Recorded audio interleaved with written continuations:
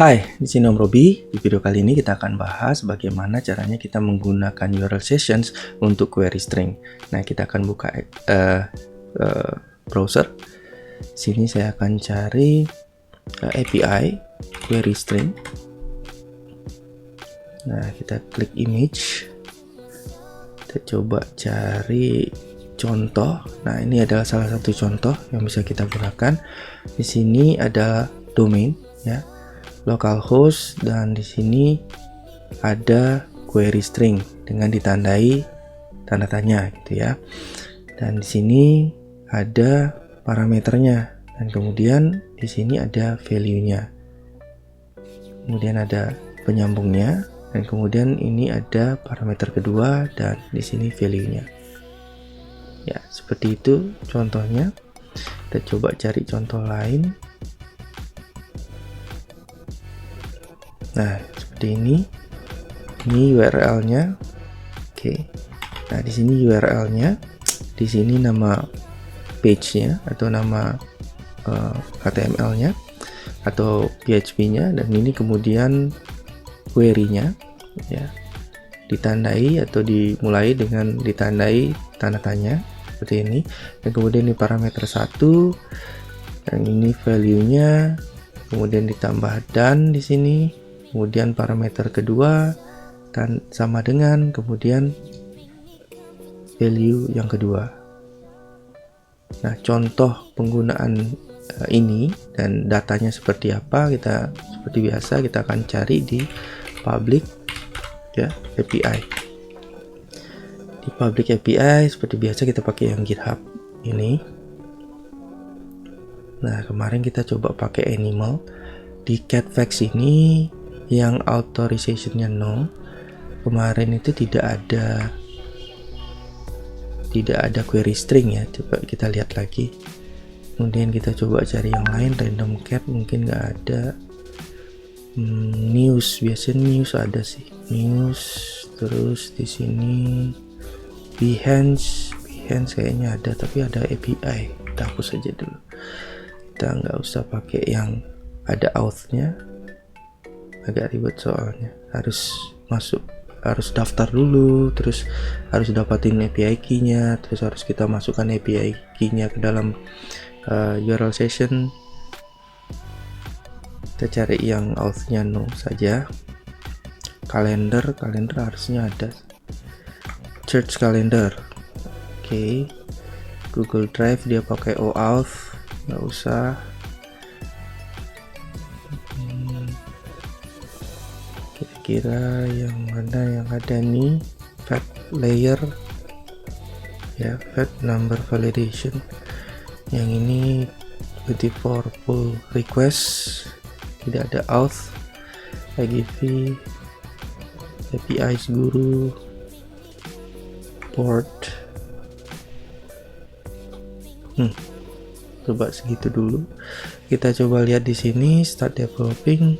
Sepertinya nggak ada query deh. Ya, di sini langsung fact gitu, nggak ada query-nya. Kita tutup. Kemudian di sini, nah di sini ada, ya, di sini ada, tapi dia menggunakan XML. Nah, handle-nya berbeda karena di decoder kita akan menggunakan JSON decoder, itu khusus untuk JSON. Nah, untuk handle XML tuh tidak ada, maksudnya tidak disediain di base-nya JSON decoder, ya. Ini tidak ada, kita tutup aja. Di sini kita browse coba untuk JSON. Wow, di sini juga nggak ada. Iya, tidak ada. Dia langsung bentuknya path kayak gitu. Oke, kita tutup. Yang di sini harus sign in. Oke, tutup aja. Nah, di sini bisa kita pakai pull request, kemudian user JSON page 2. Nah, coba kita jalankan ini. Oke. Nah, dapat datanya. Kalau kita ubah page 3, oke, dapat datanya seperti ini. Ini sudah berupa data JSON ya. jadi ini kita bisa handle. Tapi kita mungkin coba cari yang lain, karena ini tanda-tanya kemudian page sama dengan 3, page sama dengan 2, seperti itu aja. Jadi kurang bisa, kita bisa jadiin contoh yang interaktif. Coba kita cari yang lain. Nah, ini bisa Agify.io name Michael. Nah, kita coba yang ini. Oke, Michael, age-nya 68, count-nya sekian. Mungkin kita akan ngambil name sama age aja ya. Kemudian ini name coba kita ganti jadi Om Robi. Om Robi ada, age-nya 0. Jadi aku tidak terdeteksi umurnya. Kalau Robi, nah, Robi ada 59. Kalau Robi tapi B-nya 1, 62 tua ya. Oke, yang lainnya bisa kita hapus. Oke, ini kita hapus, kita tutup maksudnya. Nah, ini kita ambil copy seperti itu. Ini kita coba pindahin dulu, nanti kita akan pakai. Nah, sekarang kita akan buka Xcode ya. Seperti biasa kita akan bermain dengan playground. Kita akan masuk ke blank sini ya, simpan di omrobi.com. Oke, ini kita besarkan ininya, layarnya. Jadi kita akan bikin full screen, dan kemudian fontnya juga saya akan besarkan. Dan ini boilerplate-nya seperti biasa kita hapus. Oke, kita akan bikin data yang tadi. Jadi pertama kita akan bikin base URL-nya sama dengan yang tadi. Nah, ini kita simpan dulu. Oke. Kemudian di sini kita perlu import ya. Import foundation. Dan kemudian di sini kita perlu class ya. Class untuk API service. Kemudian di sini kita pakai static ya. Static let share untuk dia singleton. Nah, kemudian kita panggil lagi API service seperti itu. Kemudian kita butuh ini. Nah, ini kita naikkan ke atas. Oke. Dan kita akan buat dia private biar tidak bisa dibaca. Private. Nah, jadi kalau kita panggil dia nanti API service dot gitu, share dot. Nah, private ini nggak akan kebaca gitu ya fungsinya. Jadi kalau misalnya ini kita hapus private-nya, nah base URL-nya kebaca. Jadi kita tidak ingin base URL-nya terbaca gitu ya.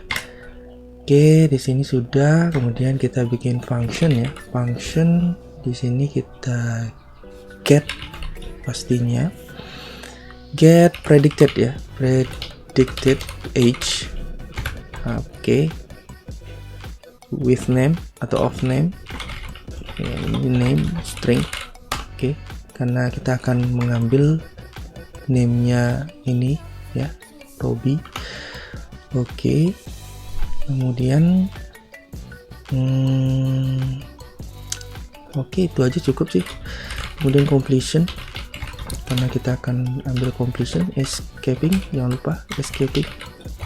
Nah, kosong ya, escaping ke 0. Nah, ini bisa dibikin dalam kurung ini atau ini void gitu ya, tapi saya lebih senang pakai dalam kurung seperti ini. Oke, kurang lebih seperti itu. Nah, ini kita tutup dulu karena belum kita pakai. Coba kita run, harusnya nggak ada masalah. Dan sekarang ini data yang akan kita ambil adalah prediction ya, adalah prediction. Nah, di sini kita akan bikin predictionnya. Ingat yang tadi datanya seperti ini, name, age, dan count. Nah, count kita nggak akan pakai karena nggak tahu juga kira-kira fungsinya apa countnya. Nah, yang kita akan pakai adalah name sama age aja seperti ini. Berarti kita akan buat sebuah struct ya, struct prediction. Oke, kita akan prediction. Kemudian jangan lupa decodable seperti ini. Nah, di sini tadi ada name ya, name berupa string. Kemudian age sama dengan, karena ini age-nya 62, tidak ada desimalnya, jadi ini kita bisa mengasumsikan bahwa age ini adalah integer. Jadi kita akan bikin seperti ini, dan kemudian escapingnya hasilnya adalah prediction seperti ini, dan di sini kita mulai untuk get datanya. Nah, biasanya kita akan mulai dengan Gardlet URL sama dengan URL ya, seperti ini. Kemudian string, apa yang akan kita ambil dari stringnya adalah base URL seperti ini. Nah, kemudian else return. Nah, seperti ini ya. Nah, karena name-nya ini nanti bisa berubah-ubah seperti ini, jadi bukan Robi tapi mau cari Michael misalnya namanya, kita nggak bisa pakai seperti ini dong. Jadi kita bisa pakai variabelnya name. Nah, variabel yang tadi di sini gitu ya, masuk ke sini. Oke, nah kalau seperti ini berarti ini bisa kita hapus ya. Kemudian baru URL session ya, seperti ini, share, kemudian data task kita pakai yang ada completionnya, kemudian ini URL ya. Sini kita ambil datanya saja, respon sama error kita anggap aja ini sukses. Jadi sini flat data sama dengan data, kalau ada datanya baru kita proses. Kalau ada datanya gimana, kita print dulu, print data seperti ini. Kemudian coba kita aktifkan API service share, tadi ada get predicted age Om Robi karena tadi nilainya 0 ya. Kemudian prediction kita data, karena ini belum ada completionnya, keluaran apa-apa, kita kosongin aja dulu. Kemudian coba kita run.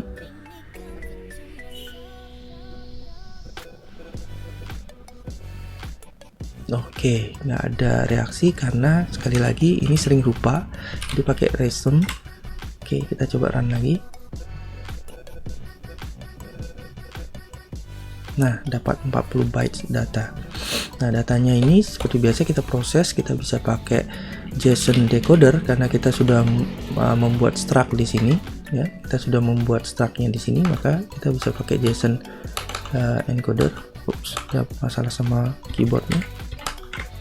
Haha, keyboardnya bermasalah. Oke, biasanya kita menggunakan JSON decoder seperti ini ya, karena di sini structnya sudah ada. Udah kita bikin. Nah, di sini kita bisa menggunakan let JSON atau data gitu ya, JSON data sama dengan JSON decoder seperti ini, kemudian decode berdasarkan prediction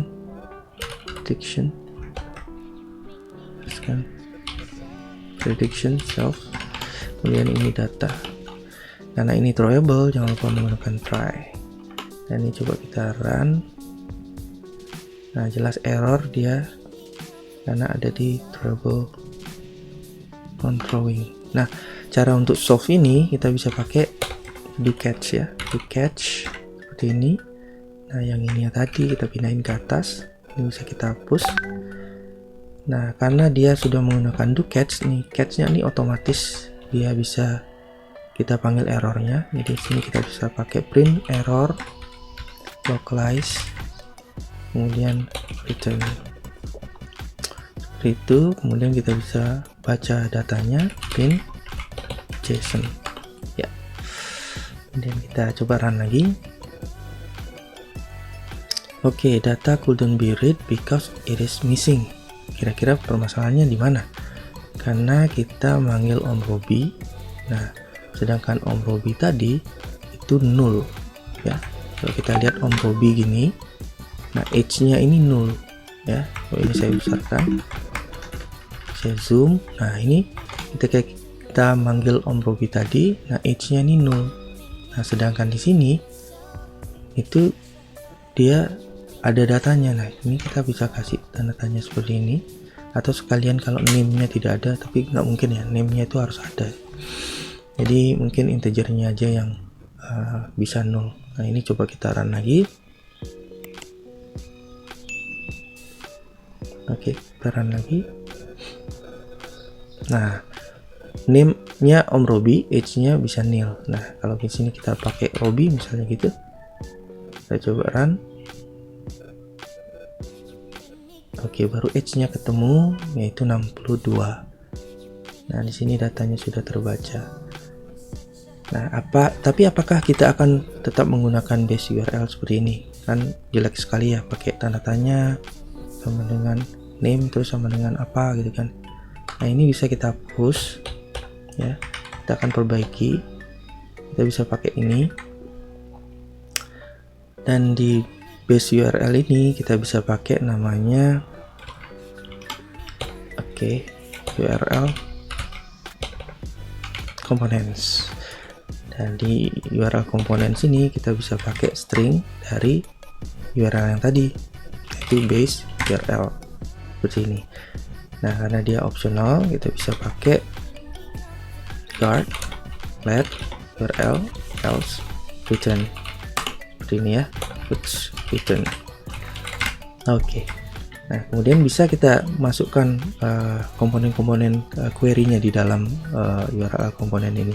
Jadi di sini, di sini variabelnya belum ditulis, URL components misalnya seperti ini. Nah, kemudian baru kita tulis nih URL components, bukan yang ini, URL component, nah yang ini. Kemudian apa yang akan kita masukkan? Query-nya, query items. Nah, di sini ada yang array ya, kita pilih yang array ini sama dengan, nah di dalamnya kita masukkan URL query item. Apa yang kita masukkan? Name sama value. Nah, name-nya apa tadi? Ya, name. Value-nya apa? Ya, name, variabel name ini. Jadi name yang tadi yang di sini itu kita masukkan, dan value-nya adalah name yang di sini kita masukkan. Seperti itu ya. Oke. Nah, ini tidak bisa karena dia let. Nah, di guard ini juga kita bisa pakai var seperti itu.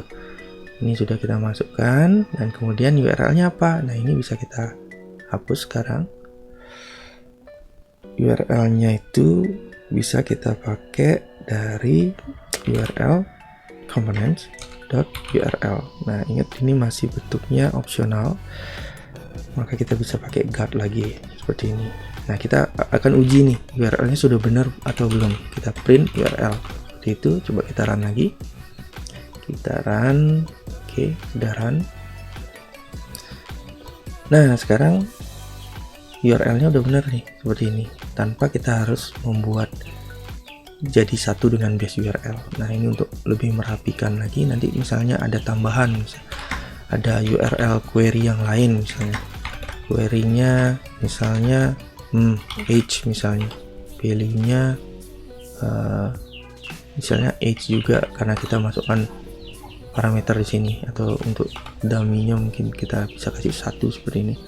Nah, coba kita run. Ups, itu ada error karena tipenya string. Oke, kita masukin 1 seperti itu. Coba kita run. Nah, jadinya seperti ini. Jadi di sini ada URL-nya, dan kemudian sini ada query string-nya, dan sini ada parameter pertama, kemudian sama dengan, terus kemudian value pertama, dan kemudian ada tanda dan di sini. Ini ada parameter kedua dan sama dengan, dan value yang kedua seperti itu. Jadi kita bisa menambahkan berbagai macam query item di dalam URL komponen seperti ini, menjadi lebih rapi seperti itu ya. Oke, kurang lebih seperti itu tips untuk mengatasi URL session dengan query string atau query parameter. Sampai jumpa di video berikutnya.